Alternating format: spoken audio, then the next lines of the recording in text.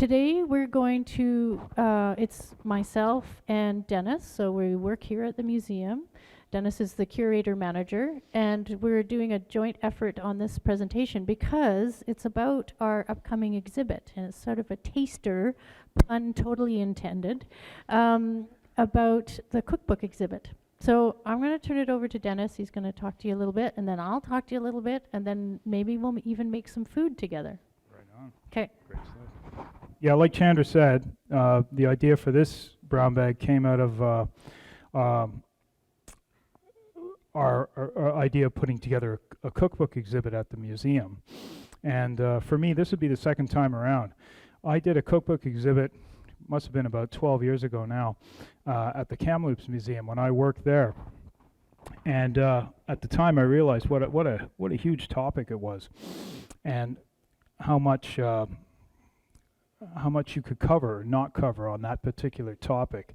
So, you know, based on that, we refined our ideas a little bit, and we've come up with the idea essentially as family cookbooks, as family heirlooms, as important family documents, and something that's handed down from generation to generation. And as you know, we've asked our audience here and other people as well to bring in their cookbooks, and so we can put them on display and talk about them and enlarge upon that idea as cookbooks as family heirlooms. At any rate, so that's the exhibit. Well, this is the title of the exhibit, of Taste of Home. And we're going to be opening that exhibit up sometime in end of March, early April. We're not quite sure yet, but it's moving along. Anyway, when you look at cookbooks and you start to research cookbooks, you realize that they've been around a long time. But I'd say within the last 150 years or so, there's been 4, 5, 6, maybe more cookbooks that really stand out. And these are cookbooks that were very influential, that sold in huge amounts, and that influenced cookbookery and thinking on cooking and cooking trends for many, many years afterwards. Some of them you're probably going to be familiar with. So what I thought I would do is I'd start off with 3 cookbook greats. And we'll start with Mrs. Isabella Beeton. And she was a late Victorian author of her own cookbook, Beeton's Book of Household Management. Then we'll move on to Irma Rombauer. Many of you might be familiar with her book, The Joy of Cooking. You can see the first edition up there on the upper left. And then finally, Fanny Farmer's new cookbook, which has undergone, all of these cookbooks have undergone I don't know how many editions and revisions, and they're all still in print. So we'll start off with Isabella Beeton. And there's quite a lot of information here. So I'm just going to read off my notes. Published in 1861, Mrs. Beeton's Book of Household Management was actually a compilation of 24 monthly articles that had previously appeared in the English Woman's Domestic magazine. You may recall at the time, during the Victorian era, there was a lot of serialized stories and articles appearing in popular publications. Dickens, of course, wrote much of what he did in serial form. So, and that was the same with Isabella Beeton and her book and her writings on food. So they appeared in the English Woman's Domestic magazine. I'm going to give you a little bit of her background because it's important in the terms of what developed in her life. Beeton was married to Samuel Orchard Beeton, a publisher and a man who encouraged his wife's writing and full participation in his publishing work.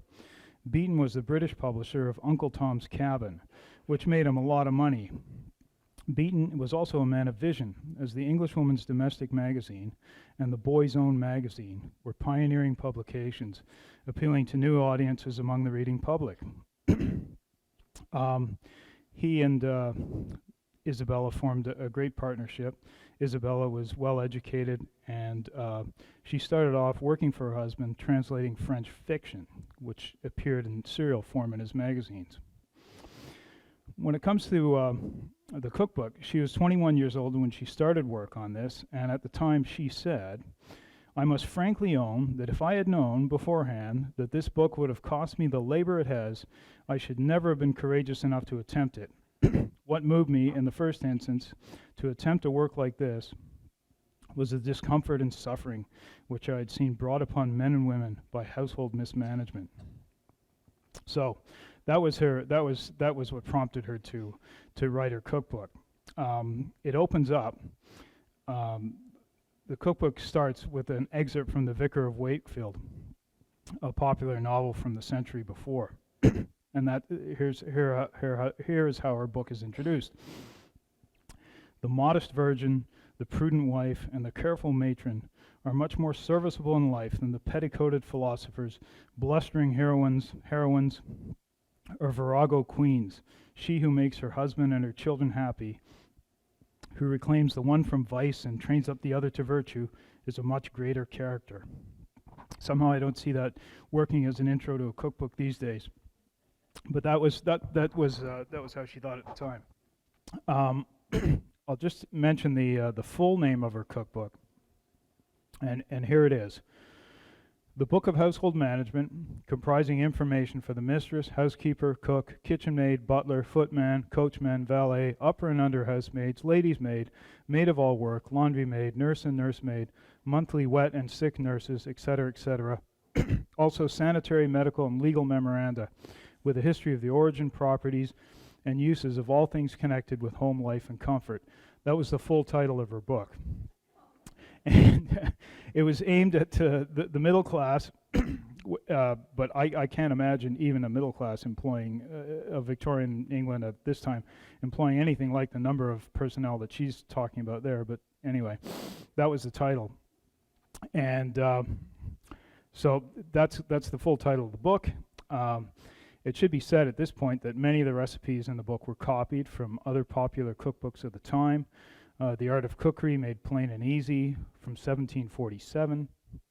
Elizabeth Raffald's The Experienced English Housekeeper, and Lisa Rundle's A New System of Domestic Cookery, among others. Some of these books predated her cookbook by over 100 years. In later years, Beeton's free use of other recipes from other publications would have been called plagiarizing, but at this time no one really seemed to care. Anyway, I went over the full title of the book, and to get back to the character of the book, as the title suggests, the book was an exhaustive treatise on just about everything relating to the household, and included chapters on invalid cookery, French, German, Indian, and Jewish cooking, and even Australian cooking, with recipes for roast wallaby, kangaroo tail soup, and parakeet pie. I had to include a picture of a wallaby there. I knew they were much like a kangaroo, except smaller. And there he is, an inoffensive wallaby. Little does he know that in Mrs. Beeton's eyes, he's just fodder for the oven. And there he is up above there. Mrs. Beeton tells us that wallabies needed a lot of basting. And and that was the end result, the drawing you see up there. Yeah, there you have it. Roast wallaby from Mrs. Beeton. She also, like I said, she also had chapters on Indian, German, and Jewish cooking. And so, yeah, this was a very comprehensive cookbook. According to Lucy Smiles, Beeton's half-sister, no recipe went into the book without a successful trial. One has to wonder if wallaby and kangaroo were available for testing purposes. I don't think so. Mrs. Beeton's book had some unique features, and this accounted for a lot of its popularity. She had the estimated cost of the dish and the number of people it would feed, and there was a systematic approach to each recipe with a list of ingredients and a mode of preparation. There are also notes on when particular ingredients are in season. This is especially valuable information in the days before widespread refrigeration and other means of food preservation. If you didn't want to serve something out of season, it could have dire consequences for your family. Mrs. Beaton was only 21 years old when she began to work on her book. She came from a household of no less than 20 children. There were stepfathers involved there, although all might not have been at home at once. Beaton's strong views on order and regularity in household affairs probably dates from this time in her life. As an older sister, she is very much involved in her siblings' upbringing. Isabella was educated in Heidelberg, Germany, along with her stepsister. She learned German and French and played the piano very well. She also gained experience in pastry making, and on her return to London took further instruction from a local baker. Around this time, she became acquainted with Samuel Beaton. They married in 1854, and Isabel immediately became involved in Beaton's publishing ventures. Like I said before, she would translate French fiction that would appear in serialized form in his magazines. Mr. Beaton himself was described as a discreet but firm believer in the equality of women. The two had a productive partnership over their short married life. The Beaton's Book of Household Management was first published in 1861 by Samuel Beaton himself. He owned the publishing works. It was an immediate bestseller, with 60,000 copies sold in the first year. A phenomenal 2 million had been sold by 1868. It has gone through many editions and remains in print, although not in its original form. Isabella Beaton died in 1865 at the age of 28 from puerperal fever, or childbed fever.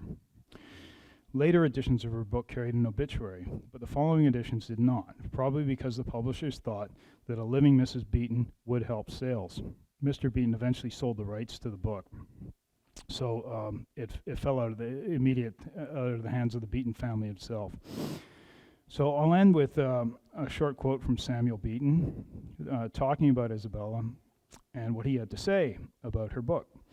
And he said, "Her works speak for themselves, and although taken from this world in the very height and strength and in the early days of womanhood, she felt satisfaction so great to all who strive with good intent and warm will of knowing herself regarded with respect and gratitude."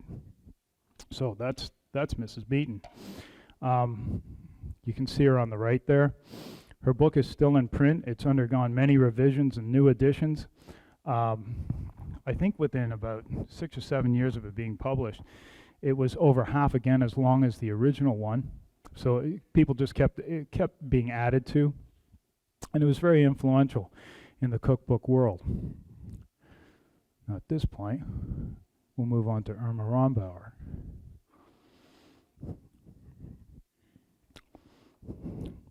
Irma Rombauer and the Joy of Cooking. Irma von Starkloff was born in 1877 in St. Louis, Missouri. Her family was quite well-to-do, and during her father's stint as the United States consul in Bremen in Germany, she was able to study in Switzerland. On returning to the U.S., she took classes in fine arts at Washington University in St. Louis. She married Edgar Rombauer, a lawyer, in 1899, and they had 2 children. Irma loved to throw dinner parties and luncheons and was known as a skillful hostess. Her biographer wrote, "No one could be long in her diminutive presence without sensing an air of concentrated intelligence, strength, self-possession, charm, and dignity that seemed to sweep all before it, except that she knew how to soften it with disarming feminine self-deprecation and sheer fun." So she saw herself more as a hostess before she saw herself as a cook, but things were going to change.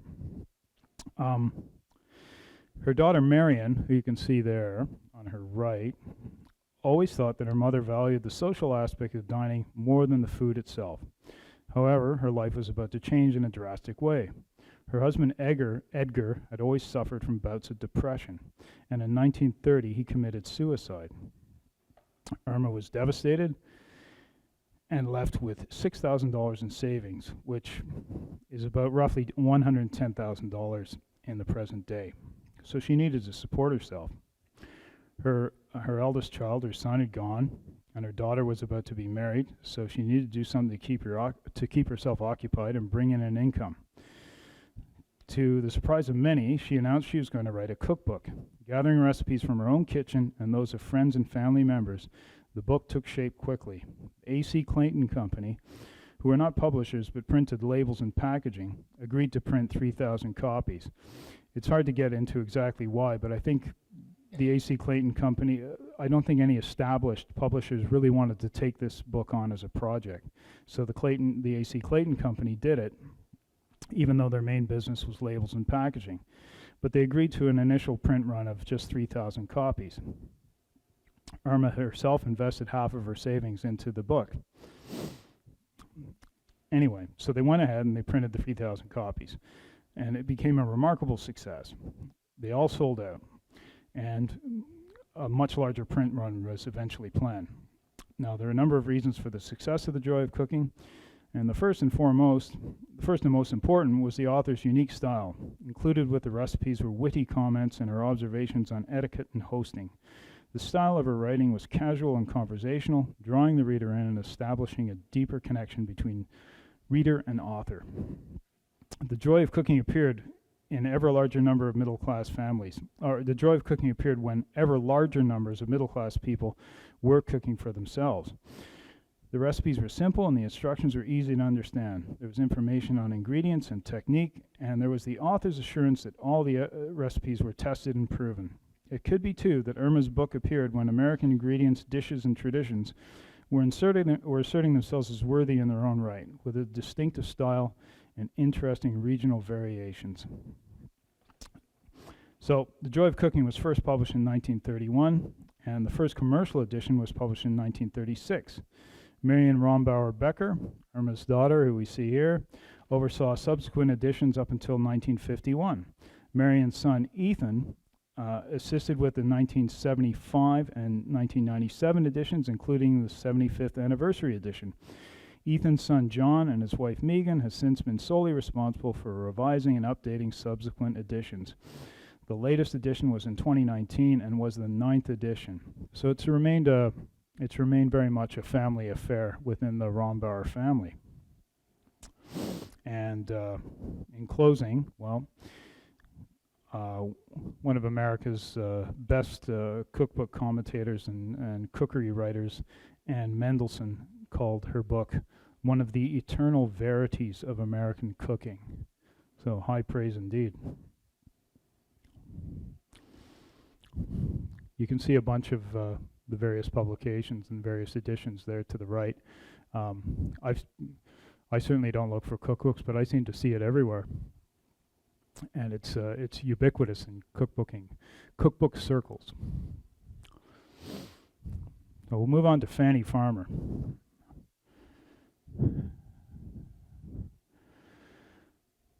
Fanny Farmer was far more than a cookbook author. She was a leading proponent of a food revolution that saw domestic science and family cookery in general establish itself as a major cultural force in the United States. The domestic science movement emphasized a critical scientific approach to all matters pertaining to the household, including cleaning and sanitation, household management, the nutritional analysis of food, and cooking for families in convalescence. Farmer was raised in a religious family that strongly believed in education for their 4 daughters. While still in high school, Farmer was struck with paralysis in her left leg, probably as a result of a polio. She lost the ability to walk and became a homebound invalid for several years. At the age of 30, Farmer enrolled at the prestigious Boston Cooking School, and after she graduated, she became an assistant to the director and eventually principal. In 1896, Farmer published her first cookbook, the Boston Cooking School Cookbook.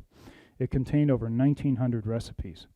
The publisher did not feel that it would sell, and again limited the printing to 3,000 copies. Similar number to Rombauer's book. Now, what's interesting about that is that the publisher really didn't believe that it would sell, so they asked her to pay for the publishing costs up front, and as a result of this, Fanny Farmer kept all the rights to the book, and so it wasn't a question of her receiving royalties. She received royalties and every other profit pertaining to the book outside of straight printing costs. So it made her quite a wealthy woman, because what happened is it was a great success. Like other cookbooks, like other popular cookbooks, it underwent repeated revisions and printings, and sales reached into millions and millions of copies. It still sells today, and but the name has been changed. It's no longer the Boston Cooking School Cookbook. It's now just simply the Fanny Farmer Cookbook.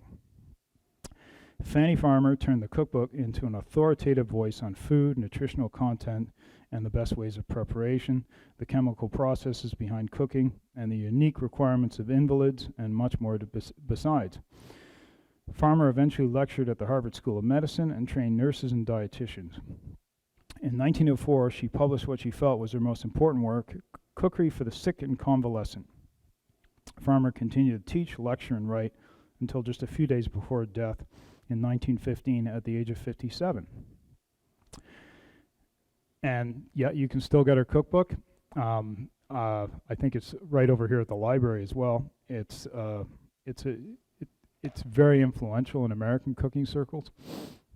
And like Irma Rombauer's book, it held up American culinary traditions as worthy in their own right, and something to be emulated and learned from instead of a constant focus on, say, French cooking and European cooking in general. Fanny Farmer's book put American cooking, American ingredients, and recipes front and center. So yeah, those are the 3 cookbook greats I wanted to acquaint you with. And at this point, I'll turn the show over to Chandra.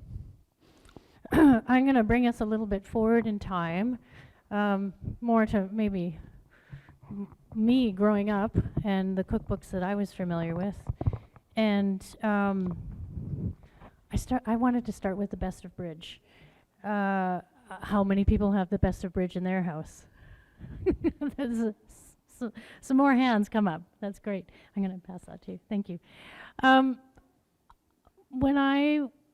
When the Best of Bridge first came out, it was actually 8 women who played bridge together, which is where the bridge comes from. And they had been playing together for about 10 years, and they decided in 1975, because that was the first time that we had the International Women's Day on March 8th, they decided that they were going to put together a cookbook using some of the recipes that they would bring to their bridge games, of the food that they would bring to their bridge games. And so that's where the name came from, is the Best of Bridge. And I chose Best of Bridge to look into because that was the one that was in my mom's collection of cookbooks. And I remember flipping through the pages and not really paying attention to the recipes, but instead I was reading the text at the bottom, because all of them have, if there's a little bit of space, they would have a little funny saying, a little witticism, and I was like, what's the next one? What's the next one? And so I was like, 8 or 9 or 10 reading those, and like, that's what's memorable to me. And then also what's memorable to me is the text itself. It was like black text and red text, and they had a box around the recipe, and you could read it really well. I can see people nodding their heads, they remember it. And when I looked into it deeper, it was like all of that text was hand lettered. It was not the time when we had, desktop publishing where you can do this yourself. All of it was hand lettered, which maybe that is why I have this appreciation of font as well. So when these 8 women, and let's see if I go forward. There they are. There's their name. The other thing was, that was the first time I'd ever heard of the name Moira, was reading through that list of names. Yes, we have a request to put the lights down. There we go. I should have, anyways. So these 8 women, they were famous for promoting their cookbooks wearing matching aprons. And so there are multiple photos of them wearing their matching aprons. When they first went to the bank manager to try and get a loan for the books, he said, sure, just take this form and get your husband to sign it. So 1975, right? First International Women's Day. That's the kind of thing that they had to go through. Oh, here we go. I've got the issue if I can't see you or my text, depending on which glasses I have. No, it's more the glasses. It's not the light. I've got good light. So they decided that They did eventually manage to get a bank loan on their own. They had 6,000 copies printed, and at the time, again, this is a sort of a theme that's running through, is that at the time the publishers didn't necessarily want to print that many because they were thinking that if you were able to sell 5,000 copies, that was a bestseller. So why would you want to print 6,000 copies? They did print those 6,000 copies, and that was the beginning of a relationship with cooking and the cookbook, the Best of Bridge series, that has lasted for over 45 years. And of course, they've printed 25 different recipe books, and they've had, of course, family changes take place. Some of the women decided to move on to different projects. They had divorces in their family, deaths in their family, all those things that we encounter, but still they were able to put out those 25 books. And they wanted to make sure that the recipes were easy to make. So common ingredients in your kitchen that you could find. You wouldn't have to go out and get make a special trip to a certain store to get a certain ingredient. It was all very easy to get. And that, for me, reminds me of when my mom was making these, because my parents had divorced and she was responsible for going to school and upgrading her education and then taking care of us. And so one of the meals that is from this cookbook that I remember is hamburger soup. And because it would be easy to put together, you needed your ground hamburger and your tomato sauce, and that was where my love of canned mushrooms came from. So it's because it would be in there, and barley, putting barley into a soup and thickening it with barley. And so there are maybe you have recipes that you can think of that you use on a regular basis, but the hamburger soup is one that sticks in my memory. Since over time, what has happened is they have brought in new members to be part of the Best of Bridge. And you might recognize some of the names. We have Sally Vaughn Johnston, we have Julie Van Rosenthal, and I actually have a cookbook of hers, and when I saw the connection, I'm like, oh, I can see why she was asked to join, because I love her cookbook. That is another one.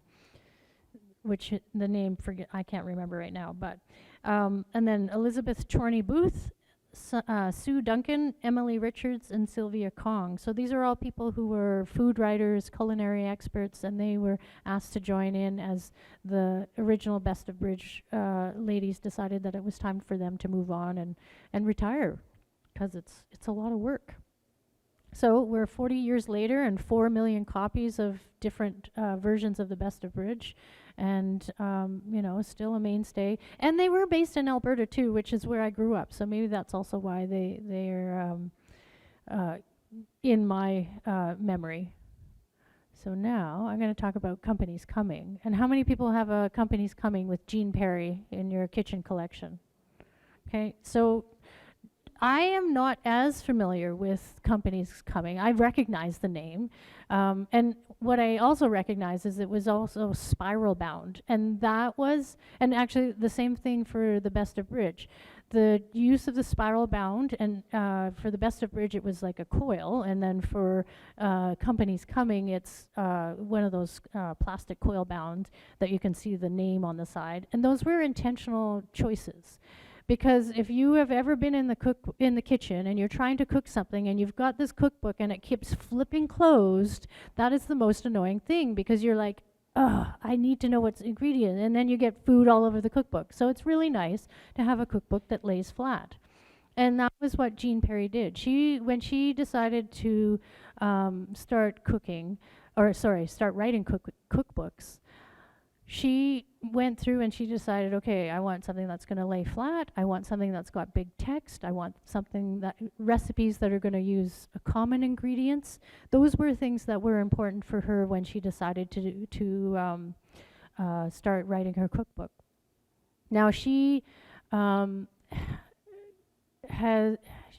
she was born in Irma, Alberta, and she got married, and she was raising a family, and moved to Edmonton, and then ended up living in Vermilion, Alberta. So not a far distance from, it's just a little bit east of Edmonton.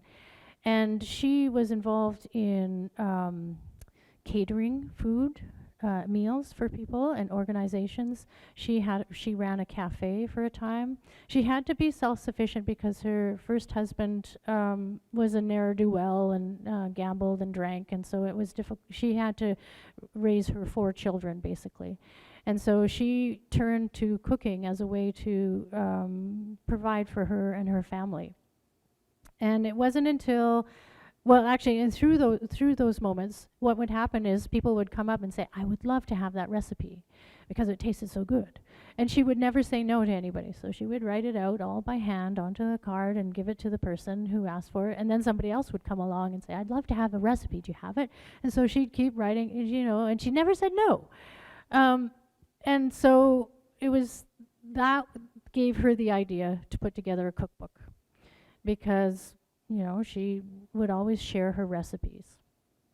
And she decided to go with bars, dessert bars, because that was always the most popular thing in her repertoire. People were always asking about recipes for that.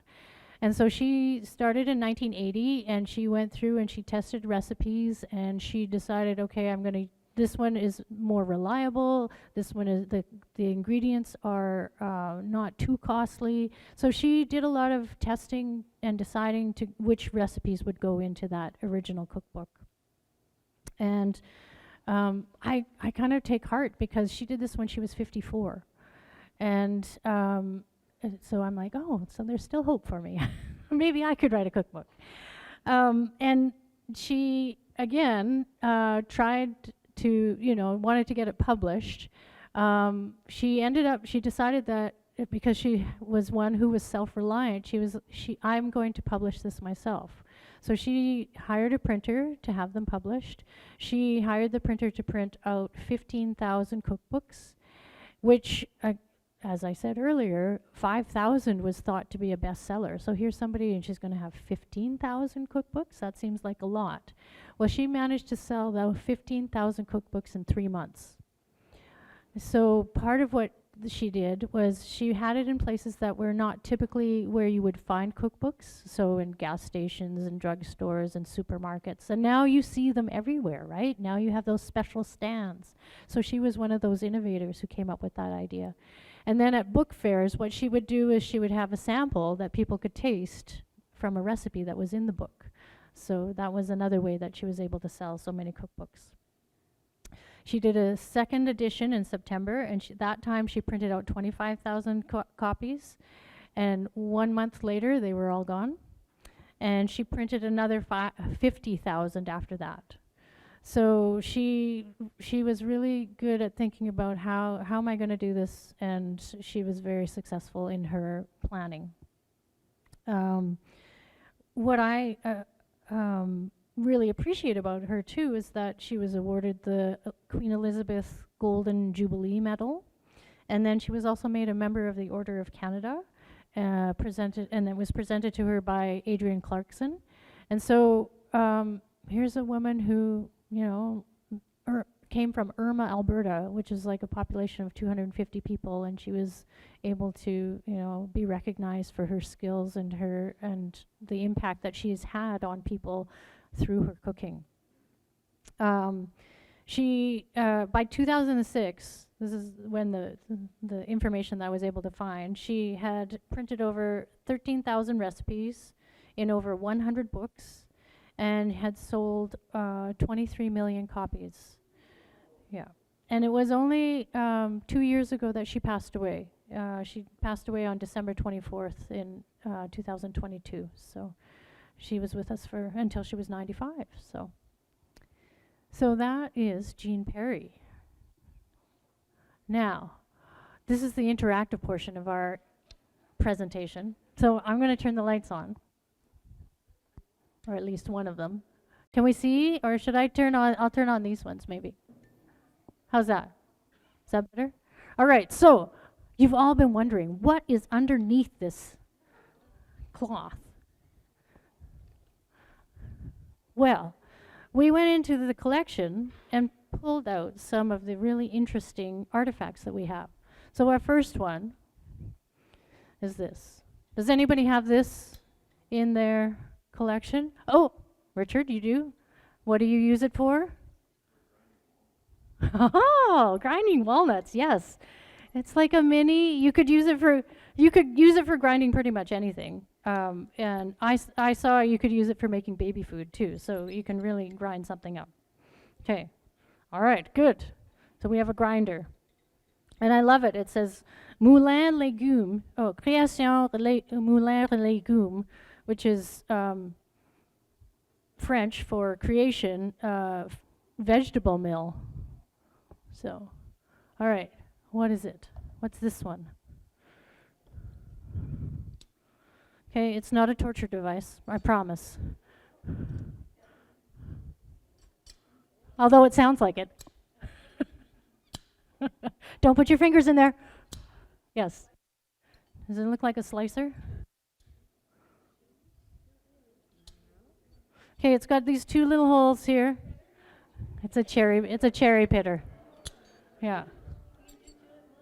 Two at once. Yes. No waiting. You and your partner can each have one. All right. What is it? Okay, that's this one. Okay, I'm not going to move around too much with this because I would hate to break it. Yeah. I wondered if people would get it right away. How many people have this in their kitchen? Not me. Yeah. So you put your whole milk in there and then you spin it this way.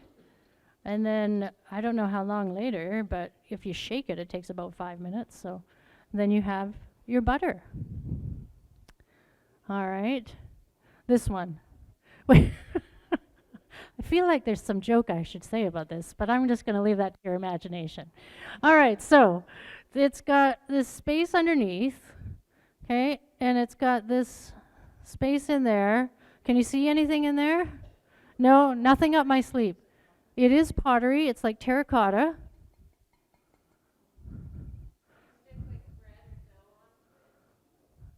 Oh, like a cooker kind of thing. Yeah. No. So you would take this, you would pour water in here, you would make sure you got everything wet on the outside, and the water would evaporate, and then you could put whatever it is that you wanted to keep cool in here. So I'm thinking this would be like for some kind of cordial or something, and you put it over top. And they make ones like this that are smaller for butter, and to keep your butter cool enough so that you can spread it, so it's not frozen in the fridge. So yes, that is a cooler of a sort. All right, what else? Aha. Somewhat related. Okay, so it's got a little imprint there that you can push into something. It's made out of wood. Yeah, it's a butter press, a butter stamp. Yeah, it's a very small one. Yeah, this is your decorative version for when you have a fancy event going on, and you have servants who can do that for you, because who has time to do that? This one. Oh yeah, that's what I thought it was. I thought it was a whisk too, and then I looked a little bit closer. It's for taking your boiled eggs out of the hot water. I know. I was like, oh, of course, because nobody wants to get burnt fingers. How are we doing here? All right. This one. I don't know. It's like a dancing. It looks like somebody who's dancing to me. But you go something like this. Yeah. Yeah, a jar lifter. So canning, if you're a canner, you'll recognize something like that for pulling your jars out or your bottles up out of the hot water. Let's see. Oh yeah, this one.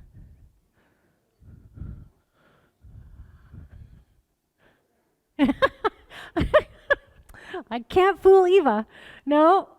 Okay, I put this one in because because I just wanted to see if I could trick anybody. Okay, it has nothing to do with kitchen. This is for darning socks. but it was in the same section in the art collection, so I thought I would throw it in there. All right. Okay, this one. Oh, and I enlarged it so you could see it better. Sorry, what are you saying? Yes, you have used one before.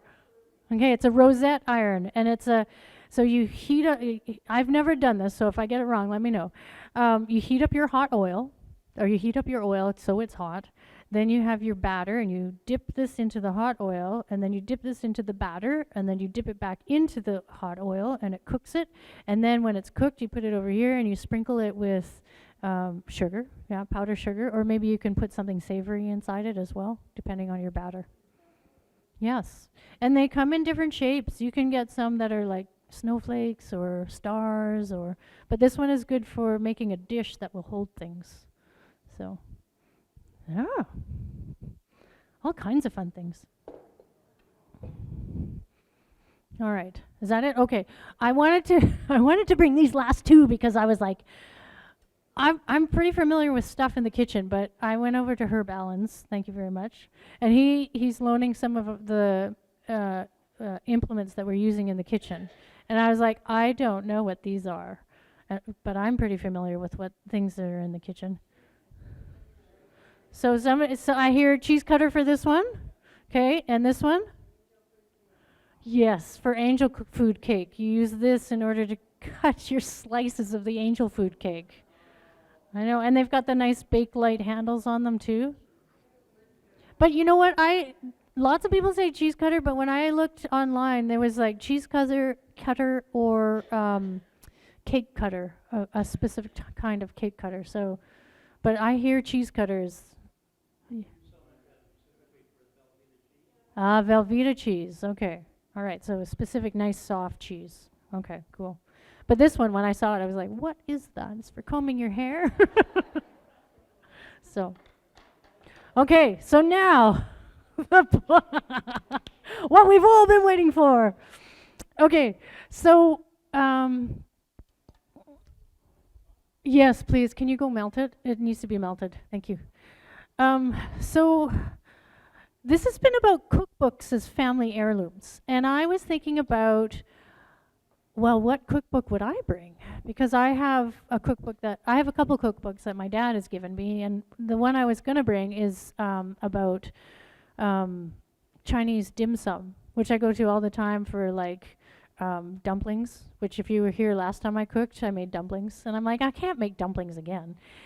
But then I thought, okay, but I'm making traditions with my sons, and what I typically make is waffles.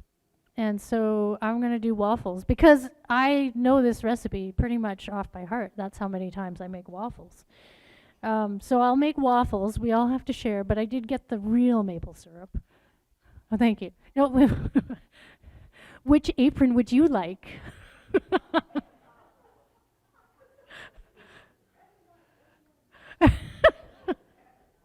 That's why I took my sweater off because I thought the red would clash with the pink. This is also, this is going to be tricky, isn't it? This apron my mom bought from a woman who makes aprons near her. And so it's become very special because my mom is going through some issues now and she's going into care. So this is a very special apron and I'm sharing it with you.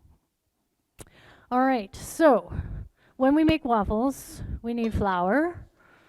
And, oh, can you get the milk? It's in the little fridge and I'm like, I miss it. And then the other thing was I was like, I gotta get oil. Oh wait, I don't. We have butter. I got real butter. I got salted butter. Lots of people think that you should have like unsalted butter, but I'm just like, no, give me salt any day. Salt and butter and sugar, they go together really well, right? Right? Okay, so if now I had to do the math because I was like, okay, I made waffles on Sunday for my kids, and I did a cup and a half of flour, and that gave us 6 waffles, and then we divided in quarters. So anyways, we're doing 3 cups worth of flour. And these are my half cups. 2, 3, 4, 5,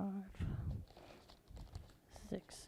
And now you'll notice that I don't have eggs, and because in my household I have somebody who's allergic to eggs, so unless it's in baking where the temperature goes up to 350, he can't eat it. So I never put eggs in my waffle.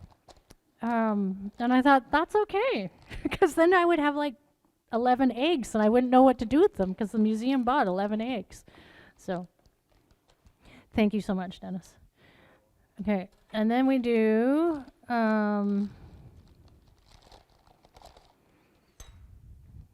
if I am doubling this, then I usually put in 1 teaspoon of sugar, and 1 tablespoon of sugar. There are 3 teaspoons in a tablespoon.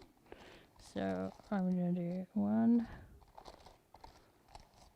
2, 3, 4, 5, 6.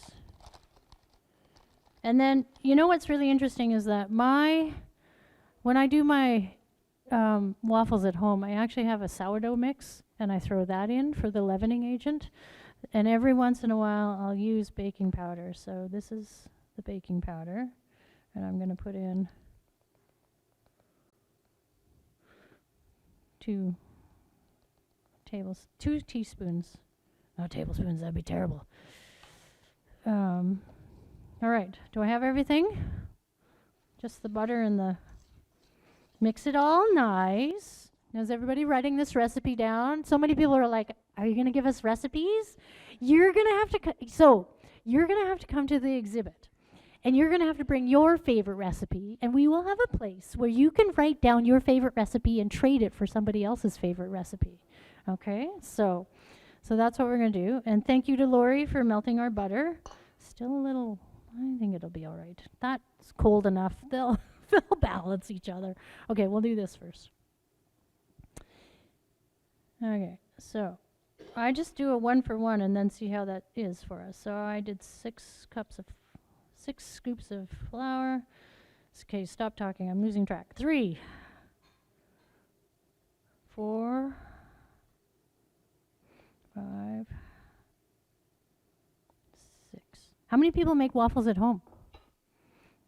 Oh, look at this. Oh, I hope they fit with everybody else's. And I've never, like, Lori, did you do like a half cup? I'm putting it all in. Put it all in. Well, because that's the thing about waffles, is they're buttery and they're crisp. Although my oldest, likes to have them where they're soft, and I'm like, that's just not what I would do. Okay, so it's a little thick, so I will put a little bit more. And so when I do this, I really get a sense of, those grandmas who would be like, oh, you just put a little bit of this in, a little bit of that in, because you make it enough, and you're like, I think I need a little bit more milk.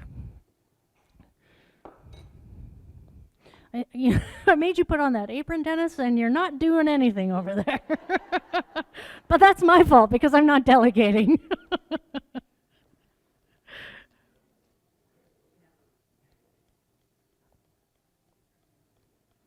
I think I need...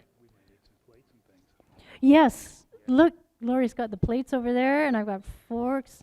Are you running out of... Somebody's beeping. I think that's you.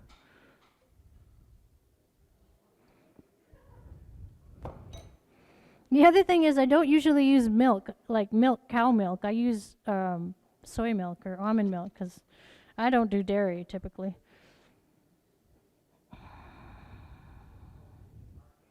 And what I also like about the waffle mix is there's so many different ways that you can switch it up. You can put cinnamon in it. You can put apples in it, blueberries. Okay. Thank you. We have forks too. Lori has the forks over there. Okay. All right, I think I would actually put in just a little bit more. All right.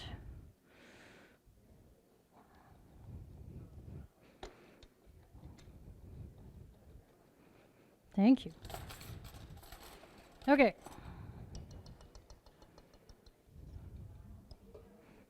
Now, I think these are ready. You know, the funny thing is, I hope I don't set off the fire alarm. Okay, that one, all right. These are not my waffle irons either. Like, this morning I'm like, okay, I gotta get the bowl, I gotta get the, I put them out last night. And so this is it. This is not my waffle iron, it's not the same. I usually just put 1 scoop on and then it's enough. No, I need to put 2 scoops. But I put it out on Facebook. Does anybody have any waffle irons that I could borrow? And I had 3 people come to my rescue, which is great because I totally forgot my waffle iron. I was thinking that I would just have 4 waffle irons, but no. We'll see how we do with 2. I have the 3rd one in backup. But we don't want the power to go out either by plugging it in. All right. Oh! Dennis was the one. And then we can get real maple syrup, right? And I'm like, okay, I can see what you want. That's right. All right. So, any questions, any comments from our brown bag presentation while we wait for these waffles to cook? What's that? How long does it take to cook them? Well, these are not my machines, so I don't know. I'm gonna go with it's starting. No smoke. There's no smoke. This one is heat. Yeah, that's steam, not smoke. Okay, I see what you're talking about now. The green light will go on, and I imagine this light will go on or off when they're ready. Yes. Yeah.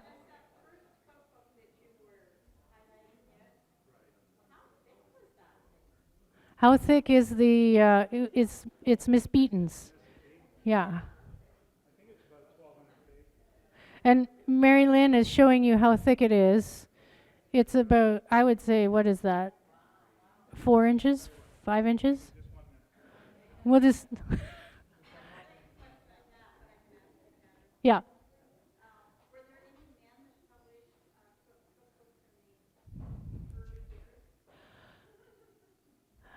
I have not.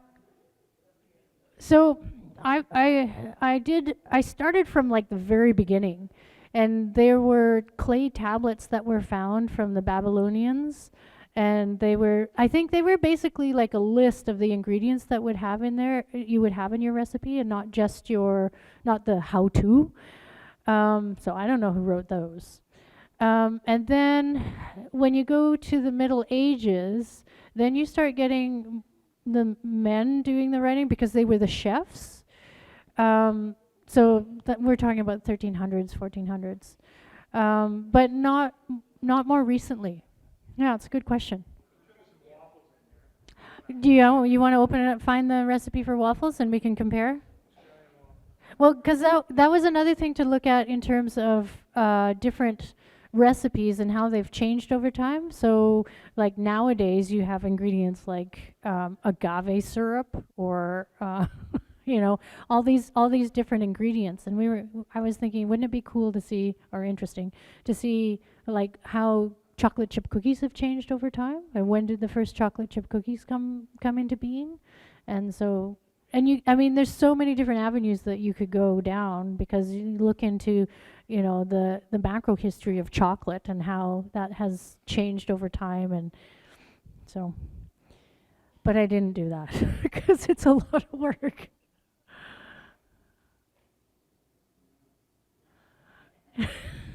No, I'm just yeah. Oh. And all in very small print. Yes. Yes, something that Jean Perry would have complained about. I can't read this. It's too small. Okay, I can't help. I got a peek. Okay, so I think this is ready. It's hard to tell. Oh. Ow. I need a big plate. Lori, is there a big plate in there? Is there a big plate in there? Oh, this one looks lovely. Okay, I'm gonna pull you out. Oh yeah, yeah. The other thing I do is I also use chopsticks to because I don't want to scratch my no stick surface, so I use wood to pull them out. But I don't know. I feel like the first one is like a sacrifice to the. Thank you, Lori. A sacrifice to the waffle gods. Okay, because this was not my waffle iron, and it's like I don't want to serve this one. It's got burnt leftover things on it. Yes. However, I feel happy serving that one. I might have to make more batter. Maybe we'll share. Mrs. Beaton would like a word with you. Yeah, Mrs. Beaton would like a word with me. I didn't do a very good job. I don't know if Miss Beaton ever did any cooking in front of a crowd like this.